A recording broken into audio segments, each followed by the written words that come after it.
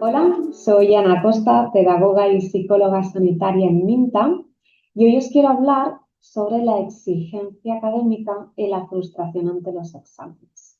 Una situación que preocupa y ocupa a muchas familias y que seguramente habéis oído hablar tanto en primaria como en secundaria. Y el objetivo es entender qué hay detrás de todo esto y cómo podemos ayudar a nuestros hijos a gestionar el estrés crónico, sobre todo en la etapa de la adolescencia, que a más de los retos académicos se junta con el cambio físico, emocional y en esta etapa seguramente hay otros objetivos y otras presiones de la vida, como competiciones deportivas, competiciones de música, conflictos con los amigos, desengaños amorosos, exposición a las redes sociales, cambio de vivienda, el fallecimiento de un ser querido o varias situaciones con las que realmente nos podemos ir encontrando a lo largo de la vida. Entonces, lo primero de todo, a mí me gustaría empezar explicando qué es el estrés, para que todos tengamos la misma definición en mente. Y podemos decir que el estrés académico es una respuesta del cuerpo y de la mente ante demandas percibidas como excesivas. De manera puntual, en pequeñas dosis, es una respuesta natural y adaptativa del cuerpo y es positiva, podemos decir. Pero si se prolonga en el tiempo y se manifiesta de manera intensa, se vuelve crónica y ya no es una respuesta adaptativa. Y en esta gráfica podéis ver cuál sería la respuesta de los jóvenes ante los retos académicos a corto y a largo plazo. Al principio, niveles normales de resistencia, resiliencia, ¿no? Un poco de irse adaptando, de ir desarrollando esas habilidades para hacer frente a los retos, pero poco a poco, a lo largo del tiempo, llega ese agotamiento, esa cronificación. Como vemos que esa flecha de la gráfica va bajando y ese es el estrés, ¿no? Cómo se va cronificando y cómo afecta el desarrollo de los jóvenes. Y este estrés, estos niveles altos de dopamina, una palabra que hemos escuchado mucho últimamente, la dopamina en el organismo, tiene un impacto tanto a nivel físico, emocional como cognitivo. Y no solo en los jóvenes, en los adultos también. A nivel físico, algunas somatizaciones, como por ejemplo dolor de cabeza, dolor de estómago, insomnio, fatiga, tensión corporal, sobre todo en la espalda, en las cervicales. A nivel emocional, irritabilidad, tristeza, frustración, desgana, baja autoestima, no tienen ganas de hacer nada, se encierran más en su habitación. Y a nivel cognitivo, bloqueo en los exámenes, donde retos mayores, dificultad para concentrarse, olvidos frecuentes o en casos puntuales extremos, el abandono de los estudios y del colegio. Y ahora ya entendemos qué es el estrés un poco y ahora vamos a definir qué es la exigencia académica. Y esta puede entenderse como el conjunto de demandas, expectativas y estándares que se imponen sobre los estudiantes en el ámbito educativo, ya sea por parte de los docentes, instituciones, familia o incluso por autoimposición, uno mismo. Y estas exigencias pueden involucrar la cantidad de contenido a aprender, la cantidad de los trabajos, si tienen muchos deberes, los plazos de entrega, el desempeño, ¿no? Cómo se realizan estas tareas, la participación en actividades extracurriculares, muchas cosas, ¿no? Y desde la psicología analizamos y trabajamos cómo estas demandas afectan al bienestar emocional, a la motivación, al estrés y la autoestima de los estudiantes. Que la autoestima es algo que nos preocupa y nos ocupa mucho. Y en resumen, ¿no? Es un factor que no solo evalúa la capacidad intelectual del estudiante, sino también su capacidad para manejar presión, organizarse y mantener un equilibrio emocional. frente a los desafíos educativos que son muchos. Y seguramente algunos de vosotros os estaréis preguntando, pero la autoexigencia es buena, ¿no? Pero la pregunta ¿es nuestra aliada o es nuestra enemiga? Pues la respuesta que os daría es que en dosis justas y equilibradas, sí, es bueno, ya que puede promover el desarrollo de habilidades cognitivas, la disciplina, la resiliencia, motiva, permite ser más organizado, planificar con tiempo y entender por qué se está esforzando. Es decir, da sentido como el logro, esa meta final. Pero una exigencia y perfeccionismo en exceso también puede paralizar y genera miedo al fracaso. Esto es crónico, como hemos dicho, ansiedad, frustración y desmotivación. ¿Y de dónde nace esta presión excesiva? Pues vamos a verlo para saber cómo ayudar a nuestros hijos. En función del contexto y de la historia de vida, pueden ser varios los factores que aumentan esta presión. Y algunos de ellos son estos, como por ejemplo compararse con compañeros de clase, conocidos, hermanos mayores, menores, tener un entorno competitivo, tanto en clase como en casa. Otros factores que pueden estar influyendo es que haya unas expectativas poco realistas, tanto de que no se confíe en el joven, de que podrá tirar adelante con los estudios, como al contrario, que siempre tenga que sacar buenas notas, que ser 10 en vez de ser excelente, ¿no?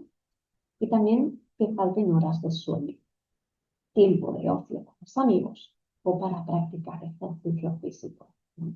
Y otro factor son las experiencias pasadas negativas. Este recuerdo del primer suspenso o la primera nota que uno no se esperaba, o el defraudar, el pensar que se está defraudando a los padres. Y aquí a estos factores le tenemos que sumar otros estresores no académicos, como he dicho, como he comentado al inicio, como una competición deportiva o una riña a los amigos, con los amigos. Y a mí me gusta mucho esta frase que dice que el objetivo no es formar adolescentes perfectos, sino resilientes. Es decir, que tengan las habilidades para tirar adelante y hacer frente a las adversidades que vayan viniendo en la vida, en el día a día, en cualquier área de la vida. Y retomando lo que estábamos comentando de la presión, esta presión va acompañada de la frustración, que surge cuando se invierte mucho tiempo en algo y no se obtienen los resultados esperados. Y también muchas veces de un pensamiento extremo e irracional de si suspendo, fracaso como persona.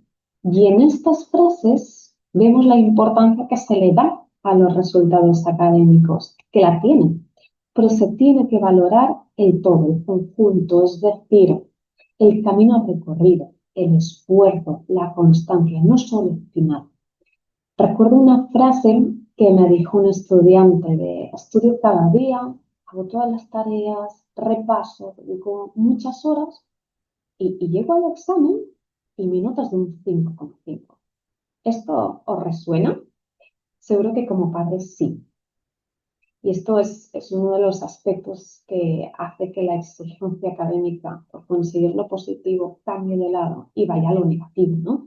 A tirar la toalla e infravalorar las capacidades y habilidades que uno tiene, que un joven tiene. Y ante esto es importante valorar el por qué es lo que falla, qué está pasando, porque aquí entran en juego diversos aspectos. Y nosotros, desde MINTA, hacemos este acompañamiento diario a familias de estudiantes. Es uno de los temas que más se trata, porque realmente preocupa, ¿no? Y también, tras todo esto, hay padres que me explican que observan a sus hijos desmotivados, con falta de interés, con pasotismo, a veces algunos comentan como con vaguería ante los estudios.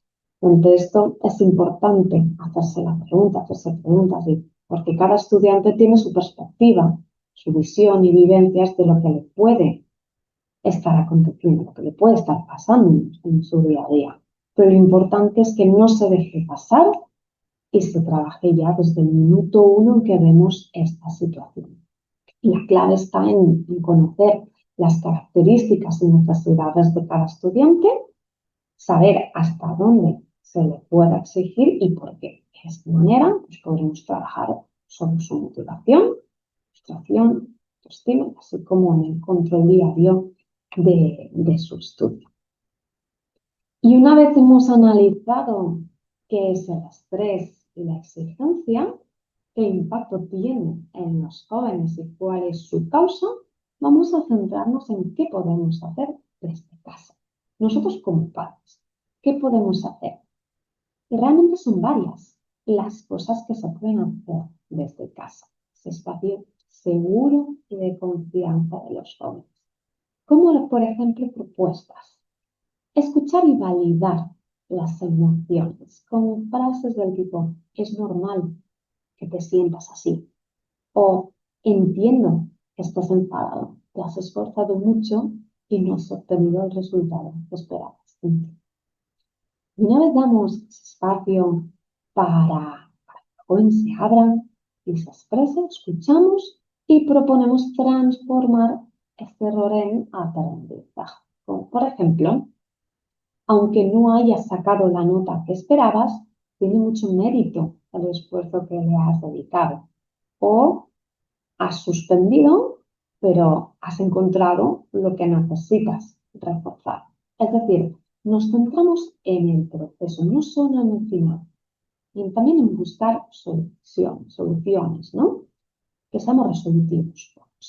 Pensad que si nos centramos únicamente en el resultado final, los jóvenes acaban esforzándose para obtener el premio, esa nota, que es el resultado. No por el orgullo de esforzarse durante el camino. Lo que sucede es que si no obtienen el resultado, se desmotivan, porque el camino no les satisface, no les parece atractivo. De aquí la importancia de ir reforzando siempre el proceso hasta llegar a la meta.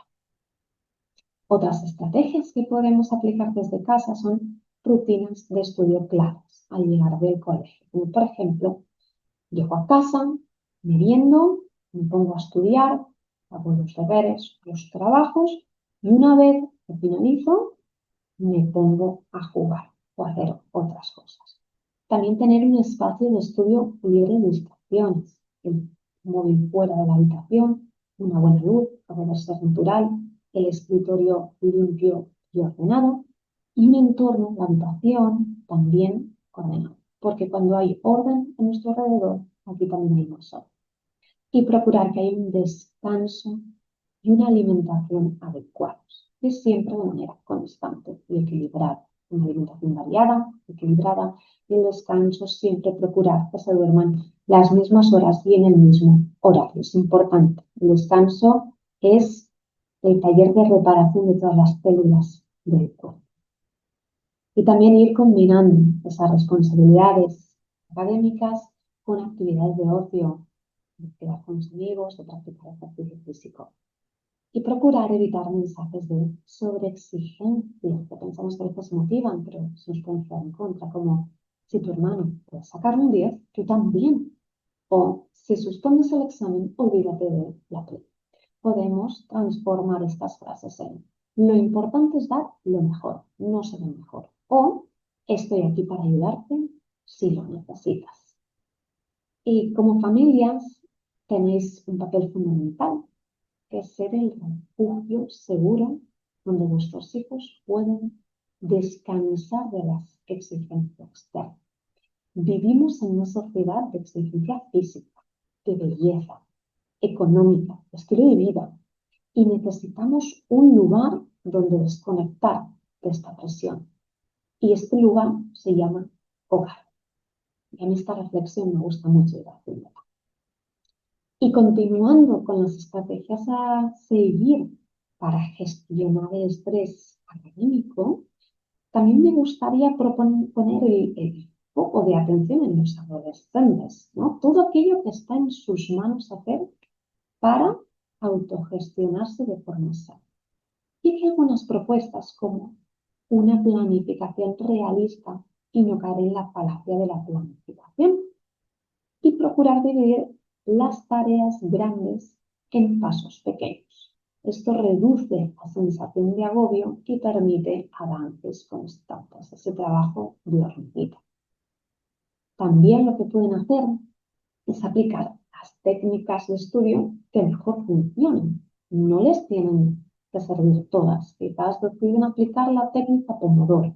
A algunos les irá bien y a otros no también. Y se trata de conocerse. También pueden usar la agenda para establecer fechas realistas, para entregar trabajos y estudiar y evitando acumular actividades, ¿no? Porque a veces se deja para el final. Y priorizar tareas.